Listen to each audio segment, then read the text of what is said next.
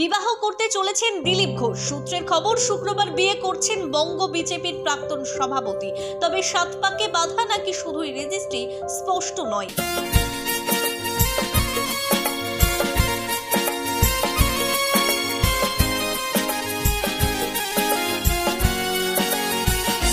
গোধূলি লগ্নেই হবে বিয়ে।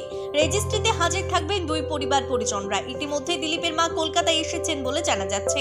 পাত্রী রিঙ্কু মজুমদার, বাড়ি নিউ টাউনে। দিলীপের সঙ্গে তার বিজেপি করার সূত্রেই আলাপ বলে জানা যাচ্ছে। কলকাতা উত্তর শহরতলি সাংগঠনিক বিজেপি জেলা মহিলা মোর্চার সঙ্গে যুক্ত রিঙ্কু। দিলীপের ঘনিষ্ঠ মহলের দাবি, মায়ের পাড়াপাড়িতে বিয়ে করছেন দিলীপ। রিঙ্কু বিবাহ বিচ্ছিন্ন বা ডিভোর্সি, কাজ করেন সল্টলেকের তথ্য প্রযুক্তি সেক্টরে। তার একটি 25 বছরের ছেলে আছে বলেও জানা যাচ্ছে। দিলীপ ঘনিষ্ঠ মহলের দাবি, মা দিলীপকে বলেছেন যে আমি না থাকলে তোকে কে দেখবে। মায়ের এই কথাই 60 বছরের দিলীপকে বিয়ে করতে প্রভাবিত করেছে বলে খবর।